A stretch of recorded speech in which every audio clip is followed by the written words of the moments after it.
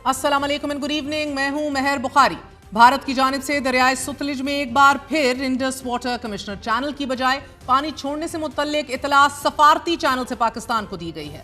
नाज़रीन, वजारत आबी वसाइल ने 28 अहम महकमों को आगाह करते हुए हंगामी अलर्ट जारी कर दिया है। पंजाब के दरियाओं में तुग़यानी और इसके नतीजे में होने वाले नुकसानात से मुतल्लिक PDMA का कहना है कि पंजाब के 11 अजला में 2500 देहात डूब गए, जहां बहक अफराद की तादाद 31 हो गई, जबकि सूबे भर में मुतासर अफराद की तादाद 30 लाख हो गई है।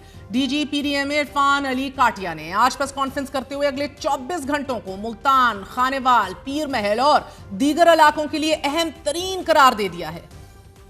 नाब का पानी का रेला था, वो कल अपनी पीक अचीव करने के बाद अब मुल्तान की तरफ दाखिल हो रहा है और आज रात के औकात में ये मुल्तान में पीक की तरफ जाएगा। जो इस वक्त अगले 2 से 4 घंटे बहुत ज़्यादा क्रिटिकल हैं, वो हेड सदनाई के मुकाम पर इस वक्त एक जो रावी का पानी का बड़ा रेला है वो वहाँ पहुँच चुका हुआ है। अगर ये क्रिटिकल गेज अचीव होने के सबब हमें हेड मोहम्मद वाला को ब्रीच करना पड़ता है तो उसके इवज़ तकरीबन 16 मुआवजात ऐसे हैं जो इफ़ेक्ट होंगे और उनकी तकरीबन 37,000 पॉपुलेशन है जो इन मुआवजात में डिफरेंट गाँव में जो इफ़ेक्ट होगी।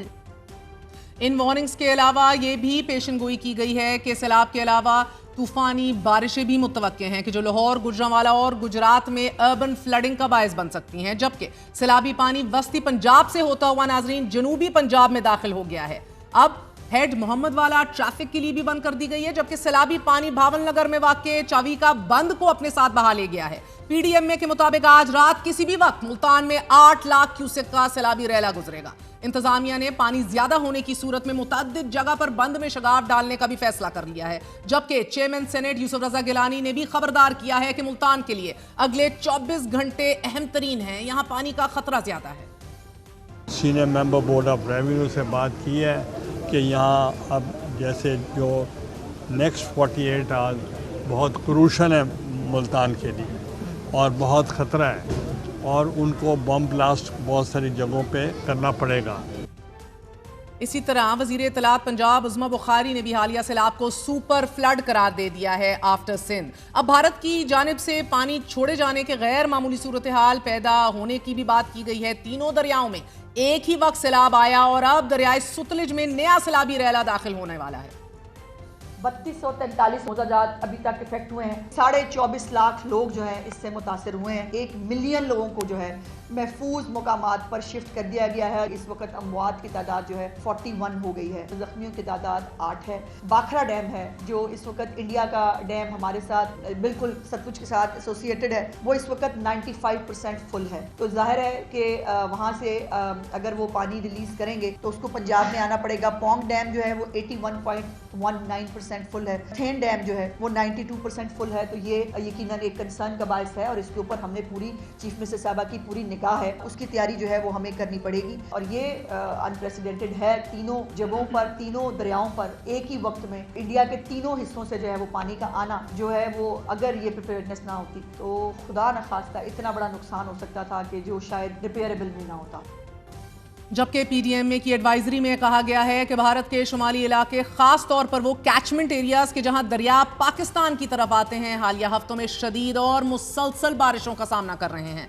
आइंदा 36 घंटों में उत्तराखंड, हिमाचल प्रदेश और हरियाणा और भारतीय पंजाब में मजीद शदीद बारिशों का इम्कान है। यही बारिशें सैलाब का बायस बन रही हैं कि जो इस वक्त पाकिस्तानी पंजाब में तबाही मचाने के बाद अब नाजरीन सिंध की जानिब बढ़ रही हैं और अगले चंद दिनों में सैलाब का पहला बड़ा सैलाबी रेला हेड पंजनत से गुजरता हुआ गुड्डू के मकाम पर वाक़े बेरात से होता हुआ सिंध में दाखिल होने जा रहा है। ताज़ा तरीन इतलात के मुताबिक सिंध के 3 बैराजों पर इस वक्त निचले दर्जे का सैलाब है, मगर इसके बावजूद सखर के कुछ इलाकों, कच्चे का इलाका, कोटरी बैराज, घोटकी, इसी तरह नौशेरा फिरोज में बाज़ इलाकों में सैलाबी पानी देहात को डुबोने का बायस बना है।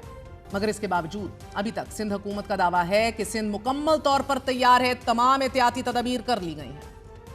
9 लाख से ऊपर जब फ्लड आ जाता है तो हम उसको सुपर फ्लड कैटेगराइज कर देते हैं। 2010 के फ्लड के बाद हमने बंदों पे काफ़ी काम किया है।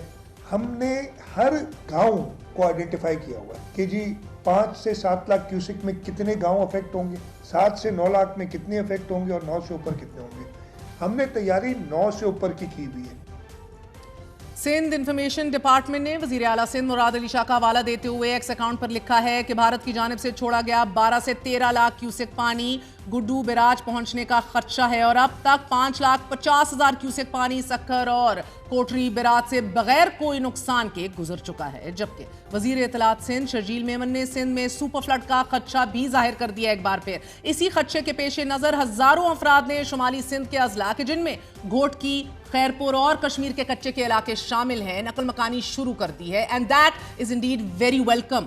اور اب اگر سندھ حکومت کی تیاری کو دیکھ لیا جائے ناظرین تو ایک اندازے کے مطابق 16 لاکھ افراد براہ راست سیلاب کی زد میں آ سکتے ہیں. اور ابھی تک سندھ حکومت نے صرف 192 کشتیوں اور موبائل ہیلتھ یونٹس کو فعال کیا ہے. جانوروں کے تحفظ کے لیے 300 کیمپس لگائے گئے ہیں. NDMA کے مطابق 5 اور 6 ستمبر سندھ کے لیے انتہائی اہم ہے کیونکہ ان دنوں میں ہی 8 سے 11 لاکھ کیوسک پانی سندھ میں داخل ہونے کا خدشہ ہے. چونکہ بھارت مسلسل مگر وقفے سے پانی تینوں دریاؤں میں چھوڑ رہا ہے اور اس وجہ سے ابھی تک یقین سے نہیں کہا جا سکتا what exactly to expect کہ گڈو بیراج سے کتنا پانی سندھ میں داخل ہوگا. ملک میں جاری سیلابی صورتحال میں ایک بار پھر نئے ڈیمز بنانے کی بحث بھی شروع ہو چکی ہے اور اگر یہ کہا جائے کہ ایک نئے تنازع, ایک نئی کنٹروورسی کی شروعات ہو گئی ہے تو یہ بھی غلط نہیں ہوگا. آج وزیر اعلیٰ خیبر پختونخوا نے ایک بیان میں کہا ہے کہ کالا باغ ڈیم ملک کی ضرورت ہے. یہ منصوبہ سیاست کی وجہ سے رکا ہوا ہے اور اگر سندھ کو کالا باغ پہ ایشو نہیں ہے تو میز پر آئیے, بیٹھیے, بات کیجیے. کالا باغ ڈیم ہمارے ملک کی ریڑھ کی ہڈی ہے, ہمارے ملک کی ضرورت ہے. آپ سیاست سے نکلے اور ریاست کے لوگوں کو بٹھا کے تفاوضات دور کر کے اس کو بنائیں. کس کو کیا اعتراض ہے؟ وزیر اعلیٰ خیبر پختونخوا کے بیان کو وزیر اطلاعات پنجاب نے خوشائند قرار دیا ہے جبکہ پیپلز پارٹی, ANP اور جمعیت علماء اسلام نے بیان کی مخالفت کی ہے. تینوں جماعتوں کے ساتھ ساتھ علی امین گنڈاپور کی اپنی جماعت نے بھی ان کے خلاف محاذ کھڑا کر دیا ہے. اسد کیسر فرما رہے ہیں کہ یہ علی امین گنڈاپور کا ذاتی بیان ہے اور پارٹی کا اس سے کوئی تعلق نہیں. یہ اس قوم کا المیہ ہے ناظرین کہ سانحات کے بعد بھی ہمارے سیاستدان اپنی ذات سے اوپر اٹھ کر ملک کے کروڑوں باسیوں کا نہیں سوچتے. And we keep on going round and round in circles. وہی پرانی گھسی پٹی بحث. اس وقت پانی میں ڈوبے ہوئے لوگ, ہزاروں لاکھوں لوگ کہ جن کا سب کچھ سیلابی پانی بہا کر اپنے ساتھ لے گیا ہے, انہوں نے دہائیوں کی محنت کے بعد جو بھی سامان بنایا تھا انہیں تینوں دریاؤں سے متعلق ناظرین اب جو رپورٹس آ رہی ہیں وہ ہوش شبہ انکشافات ہو رہے ہیں. آپ کو بتاتے چلیں کہ BBC نے بھی سیٹلائٹ تصاویر اپنی رپورٹس میں شائع کی ہیں. اب رپورٹ میں 21 اگست 2025 اور پھر 28 اگست 2025 کا موازنہ کیا گیا ہے.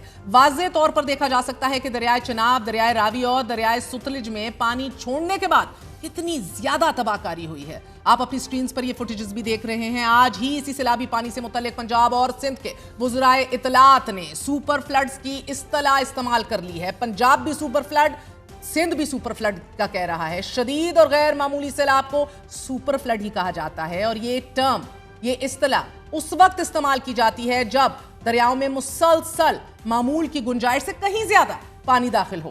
حالیہ تاریخ میں 2010 اور 2022 کے سیلابوں کو سپر فلڈ قرار دیا جاتا ہے. مجموعی طور پر ان دونوں سیلابوں میں پنجاب, سندھ, بلوچستان, خیبر پختونخوا, گلگت بلتستان اور آزاد کشمیر میں کروڑوں لوگ متاثر ہوئے تھے. 2010 میں 2000 افراد جاں بحق, 1,60,000 مربع کلومیٹر کا علاقہ متاثر ہوا تھا. اس سیلاب سے ملک میں 2 کروڑ لوگ متاثر ہوئے تھے. Just imagine the figures. جبکہ 2022 کے سیلاب نے بلوچستان, سندھ اور جنوبی پنجاب کے کئی اضلاع کو ڈبو دیا تھا. اس سیلاب میں کم از کم 3 کروڑ 30 لاکھ افراد کا سب کچھ پانی اپنے ساتھ بہا لے گیا تھا. And we were actually reporting from within these floods within the water. اس سیلاب سے تقریباً 18 افراد جاں بحق ہوئے تھے تب رپورٹ ہوا تھا. and these are only the reported figures. 15 Arab dollar کا مالی نقصان بھی رپورٹ ہوا تھا جبکہ اقتصادی نقصان کا تخمینہ 15.2 بلین ڈالر لگایا گیا تھا. 2022 کے سیلاب کی کوریج کرتے ہوئے ایسے دردناک مناظر ہم نے دیکھے تھے کہ جو ناقابل بیان ہیں.